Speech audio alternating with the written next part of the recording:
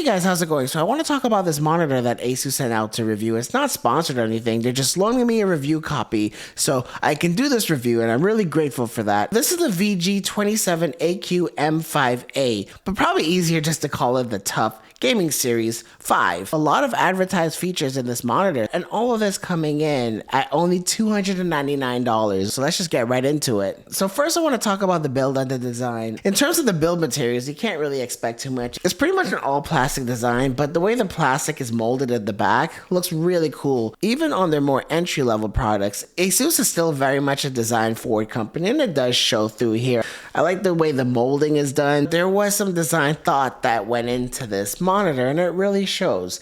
Really cool looking, though it does feel cheap. But for a monitor, that never really bothers me because you're not really touching it and moving it around much, except for maybe adjusting the orientation and the angle of the monitor with the included stand. But one thing you're not able to adjust, and this is a big con for me, but again, probably okay at this price point, is the height is not adjustable on this monitor. You can only adjust the angle and you can tilt it backwards or forward. If you want any further adjustments than that, you'll have to go with VESA, and thankfully it is VESA mountable, so you do have options, but the included stand is a little bit of a letdown. I remember reading somewhere that there's a good portion of people who don't even use the stand, so I'd rather Asus pour the resources into all their aspects of the monitor instead of just the stand. At $299, I'm willing to forgive that. And speaking of the stand, it was fairly easy to set up. Everything comes in the box, no additional tools necessary. So let's talk about the ports. You're getting two HDMI 2.1 ports, which is nice. That's the newest and latest standard. Display port is 1.4, not the newest standard, but you don't need a higher bandwidth than this for QHD at 300 Hz. And it has a headphone jack. And it also has a USB Type-C port. And if you're wondering if that USB Type-C port supports DisplayPort, it doesn't. So you're only getting one DisplayPort in total. So if you're wondering what the USB Type-C port is for, I'll get there soon. Since we're still looking at the back of the monitor, on the bottom right side, there is a nipple, and underneath it are 4 different buttons, and they control different aspects of the on-screen display. Really easy to use. I mean, I've used some budget monitors in the past where using the OSD was really cumbersome and really a pain to use. It's incredibly intuitive, and there's a lot of different options there, so I'm really happy about that. And having these extra 4 buttons allows you to navigate through the system a lot faster than just having the nipple. The on-screen display tells you what each button does, and it's just really easy to use. I mean, not just at this price point, but just in general. Asus's OSD is among one of the better ones out there. So if you like to go in there and start tweaking stuff, this is one of the best monitors for that. And this is something else which I've never really seen at this price point either. Back to that USB port, you plug that right into your computer and you download the Asus Display Widget Center, which is almost the entire OSD that can be managed directly from software using your keyboard and mouse. And it's really intuitive too, so you can adjust your brightness, your contrast, your colors. You can turn on different crosshairs, update the software, etc. So really useful stuff if you're not able to get back there to navigate the system on the actual monitor itself. So not only at this price point, but in general, it's a really good feature to have, and it's not buggy like a lot of other different monitor brands that I've used before, so I've really enjoyed using that. It's incredibly convenient. And also there's an AI visualizer which automatically changes the different presets based off of what you're doing. Really cool stuff. Alright, moving on. I know what you mostly care about is the actual display. It is using a matte coating, and it's not very egregious. I've used some very bad matte coatings in the past to where it just killed so much sharpness.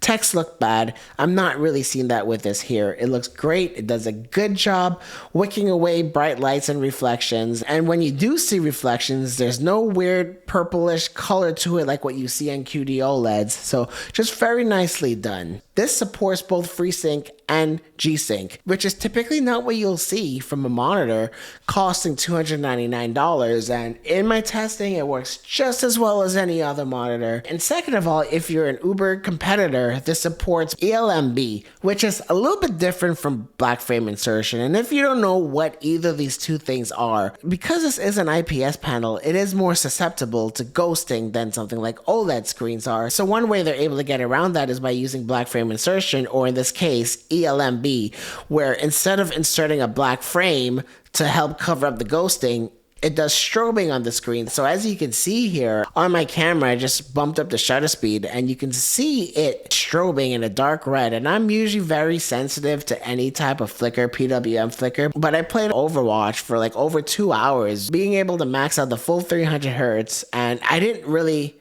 have any type of eye fatigue, so I was really happy about that. But if you are sensitive, turning off ELMB does make this completely flicker free. But anyway, I'm jumping around. It's a much smoother experience. I did notice that the image looked cleaner, but you do lose a lot of brightness though. I was only able to measure 95 nits with ELMB on, so if that's worth it to you, you do need to be in a completely dark room. I'm way past my prime when it comes to competitive shooters, so I'd rather just leave ELMB off and just enjoy the rest of that brightness. And when I was using ELMB, the shadow details took a big hit. Thankfully, Asus has what they're calling dynamic shadow boost, which is an improvement over prior generations, and it helps offer a brightness increase, especially in those darker shadowy areas, without overexposing the entire area. And I found it to work very well. I wouldn't recommend it for more single player games because that betrays the colors and the game developer's intent, but for first person shooters where having any type of competitive edge is more important, I would 100% recommend using that. I don't have a way to objectively measure gray to gray response time or any type of response time in general, but just subjectively speaking, this is one of the fastest monitors I've ever used that is not a OLED. And quite frankly, at 300 hertz, this seems like it's fast enough to keep up with it, and they're starting to blur the lines between what OLEDs could do and what IPS can do. So most of what I spoke about so far appeals more to competitive gamers, but how does the rest of the monitor perform for people who just like more single player games and more atmospheric games and games where graphics are more at the forefront than fast response time and crazy high refresh rates? So let's get into some of the measurements. Color gamut. Of course, you're getting 100% sRGB. Adobe RGB is 83%, kind of in line with what I was expecting. But DCI-P3, from what I'm able to measure, is only 90%. I believe Asus is advertising 95%. There might be some panel-to-panel variations. In the OSD, I did set it to the user profile and clamped the colors to DCI-P3. And speaking of which, if you wanted to, you could clamp the colors down to sRGB if you need to do that for more creative tasks. The gamma measured out of the box was 2.1. It should be 2.2. Pretty much indistinguishable, even to my eyes. And here's where things get a little bit more exciting. Brightness. The lowest brightness goes down to 18 nits, which is very dim if you were going to be using this monitor in dark conditions or very late at night.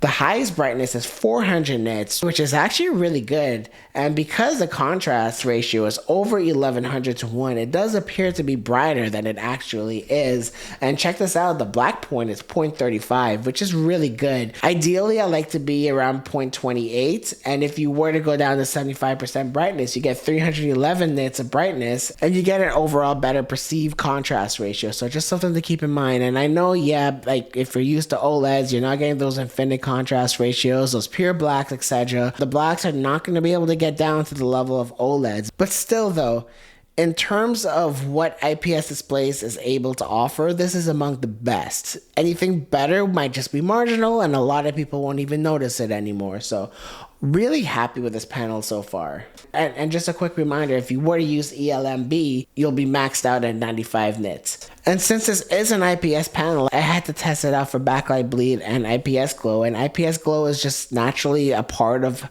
IPS panels. This one is minimal. It didn't bug me. And I'm happy to share that I didn't see any signs of backlight bleed. And you know, it also supports HDR too, which you don't get the full benefits from because there's no type of local dimming and it's not an OLED where each pixel could turn all the way to black. But you know what? It's there and I gamed with it and it still looks okay for what it is. Color accuracy out the box was not bad with a delta E of 2.45, which is really good. All right, so a lot of measurements, a lot of numbers. What it all means is when you actually start gaming, things look really nice on the screen. Really punchy, still accurate. Decent contrast for this type of panel, and I was able to get immersed in all of my single player games. And I'm accustomed to using some of the best displays on the market. There's just something really satisfying and nice about using IPS displays. Things just look incredibly sharp on this screen, and another reason why too, because I feel like 27 inches is the sweet spot for QHD panels, and because this is IPS, the subpixel layout is normal, unlike most OLED screens, so text and images with fine details just look sharper in general and overall. Oh, and another thing too that Asus stands by is a 3-year warranty, which I don't really see anywhere else. Usually you'll see like 1 or 2 years, even on the more premium products. The fact that this $299 product has a 3-year warranty is, from what I understand, not really common, so that's really nice to have. I don't know how much better you can do. At $299, I don't know how much better you can do. Really happy with this monitor. I'm excited to be able to share something that's this high quality at such a good price. If you guys have any questions, leave a comment down below. Thanks everyone for helping me get to 10,000 subscribers. If you like this video, subscribe to see more, and I'll see you guys in the next one. Thank you.